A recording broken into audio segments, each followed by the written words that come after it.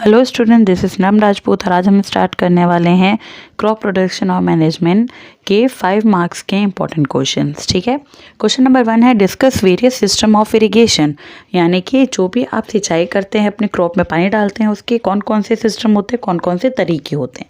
ठीक है, the supply of water to crops at different intervals is called irrigation.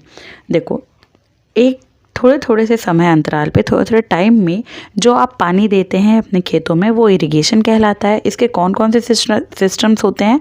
पहला होता है ट्रेडिशनल मेथड और दूसरा होता है modern method. Okay, traditional method कौन कौन से होते हैं? The water available in wells, lakes and canals is lifted up by. देखो, जो पानी आपके अवेलेबल होता है कुएं में, लेक्स यानी कि जो आपके तालाब होते हैं, और कैनाल्स यानी कि नहर। ठीक है, इनसे पानी किस किस तरीके से निकाला जाता था ट्रेडिशनल मेथड में? मोट, पुली सिस्टम, चेन पंप, ढेकली एंड रहट, इसे हम बोलते हैं लीवर सिस्टम भी।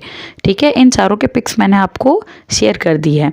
Pumps are commonly used for lifting water. अब इन सब में भी पंप लगे होते हैं, जो कॉमनली सब में नहीं होते, पर कॉमनली जो है वो पंप यूज़ होता है आपका वाटर को निकालने के लिए। किससे? वेल से, लेक से और कैनाल से। ठीक है, अब मॉडर्न मेथड जो हैं उसमें भी आपके दो आते हैं। एक होता है स्प्रिंकलर सिस्टम, दूसरा है ड्रिप सिस्टम। स्प्रिंकलर सिस्टम के बारे में हमने पहले भी बहुत बार पढ़ा है, 2 मार्क्स के क्वेश्चन में और 3 मार्क्स के क्वेश्चन में। एक बार फिर से देख लीजिए, मैंने आपको पिक शेयर कर दी स्प्रिंकलर सिस्टम की। This system is more useful on uneven land. जहाँ पे ऊबड़ खाबड़ ज़मीन होती है, इवन नहीं होती, बराबर नहीं होती, वहाँ स्प्रिंकलर सिस्टम का यूज़ किया जाता है। The perpendicular pipes having rotating nozzles on the top are jointed to the main pipeline at regular intervals. देखो, एक तो मेन पाइपलाइन आपको पिक में भी दिख रहा है, लंबा सा एक मेन पाइपलाइन जो है वो ज़मीन पे बिछा हुआ है। उसके परपेंडिकुलर, बिल्कुल खड़े हुए, देखिए अलग से छोटे छोटे पाइप्स हैं और उनके ऊपर एक नोज़ल लगा हुआ है। ठीक है, When water flows through the main pipes, जब पानी मेन पाइप में छोड़ा जाता है, it gets sprinkled on the crop as if it is raining।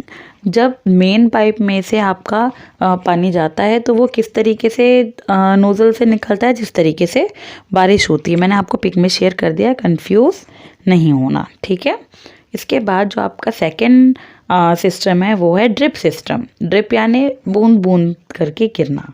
ठीक है, in this system water falls drop by drop just at the position of the roots. जो जड़ होती है बिल्कुल उसमें ड्रॉप बाय ड्रॉप पानी जाता है।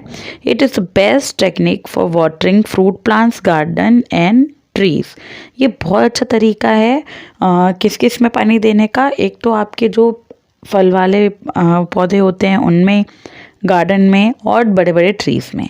ठीक है, ऐसी जगहों पे जहाँ पे आप रेगुलरली इरिगेशन नहीं कर सकते हैं, वहाँ आप इसे चला के छोड़ देंगे, ड्रॉप बाय ड्रॉप जो है वो रूट्स में जाता रहेगा आपका पानी। ठीक है, अब क्वेश्चन नंबर 2 है explain the main tools use to prepare soil.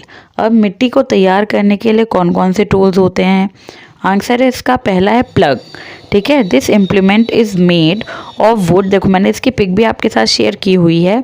This implement is made of would, ये लकड़ी का बना होता है, and is drawn by a pair of bulls और other animals.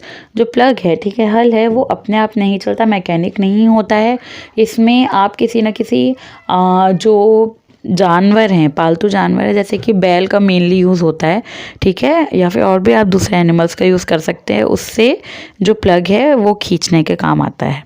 It is used for tilling the soil. ये किस किस चीज़ों के लिए यूज़ होता है? एक तो सॉइल को उलटने पलटने के लिए, एडिंग मैन्योर, खाद मिलाने के लिए, रिमूविंग द वीड्स, जो अनवांटेड प्लांट्स होते हैं उन्हें हटाने के लिए, and scrapping of the soil. अगर सॉइल जो है वो सूख गई है तो उसे स्क्रैप करने के लिए भी, ठीक है, ऊपर की जो परत है उसे नीचे की परत से मिक्स करने के लिए भी इसका यूज़ होता है। सेकेंड आपका है हो। It is a simple tool that is used for removing weeds and for loosening the soil। ठीक है, जो आपका सेकेंड टूल है वो किस किस काम आता है? हो किस किस काम आता है? एक तो वीड्स को रिमूव करने के काम आता है, और जो आपकी सॉइल है, मिट्टी है, उसे लूज करने के काम आता है। ठीक है, थर्ड है आपका cultivator. Plugging is done by tractor driven cultivator. अब देखो कल्टीवेटर, अब यहाँ पे आपकी मशीनरी का यूज़ हो रहा है। ट्रैक्टर के पीछे देखो, पिक में भी मैंने शो कर रखा है, ट्रैक्टर के पीछे एक मशीन लगी हुई है, ठीक है। वो भी एक तरीके से हल जैसे ही दिख रहे हैं, आपको शो हो रहे होंगे, इसमें भी स्पाइक्स निकले हुए हैं, ठीक है। ये मिट्टी में जाते हैं और मिट्टी को ऊपर की तरफ लाने का काम करते हैं। इसे एक तरीके से ये मॉडर्न प्लग हो गया, okay. It uses less labour and time, इसमें मेहनत भी कम लगती है और समय भी बहुत ज़्यादा कम लगता है। Now the next question is, paddy is a major cereal crop in our country. Paddy जो है, राइस है, ये हमारी कंट्री में बहुत बड़ी मात्रा में उगाए जाने वाली क्रॉप है। In which region is paddy cultivated. अब इसमें आपके 3 क्वेश्चंस हो गए, तीनों क्वेश्चंस के आंसर भी देखते जाओ और क्वेश्चन भी देखते जाओ, ठीक है। क्वेश्चन है आपका पहला, in which season is paddy cultivated. जो पैडी की फसल होती है वो कब उगाई जाती है? Paddy is cultivated in rainy season as it is kharif crop. Paddy जो होती है वो रेनी सीजन में उगाई जाती है, क्यों? क्योंकि ये एक खरीफ की क्रॉप है, ठीक है। Discuss the method of sowing, मतलब अब जो ये पैडी की जो आपकी क्रॉप है, इसे किस तरीके से बोया जाता है। For sowing paddy seeds are first grown in a nursery. सबसे पहले क्या होता है, सीड्स जो हैं, बीज हैं, इन्हें नर्सरी में उगाया जाता है, ठीक है। And later seedlings are transplanted in the field. ये डायरेक्टली खेतों में इनके बीज नहीं बोए जाते हैं, पहले एक नर्सरी में छोटी छोटी पौध तैयार की जाती है, फिर वो जो पौधे हैं, छोटे छोटे पौधे हैं आपके राइस के, उन्हें खेतों में ट्रांसफ़र किया जाता है।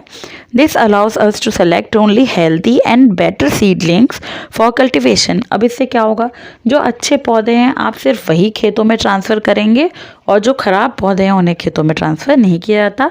इससे जो फसल है वो बहुत अच्छी होती है, उसकी ईल्ड बहुत ज़्यादा अच्छी होती है, ओके।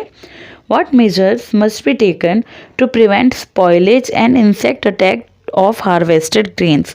अब जो आपने खेती करी है, ठीक है, उससे आपने जो चावल निकाले हैं, राइस निकाले हैं, उनके ग्रेन्स को इंसेक्ट से बचाए रखने के लिए और पेस्ट से बचाए रखने के लिए आपको क्या क्या करना चाहिए, कौन कौन से मेजर्स यूज़ करने चाहिए, इसके बारे में बताना है, ठीक है। Measures taken to prevent spoilage और damage of harvested crops from insect attack are. अब इसमें कौन कौन से मेजर्स हो सकते हैं? ए है आपका exposing them for drying as freshly harvested crops have moisture, ठीक है। सबसे पहला क्या है, ये जो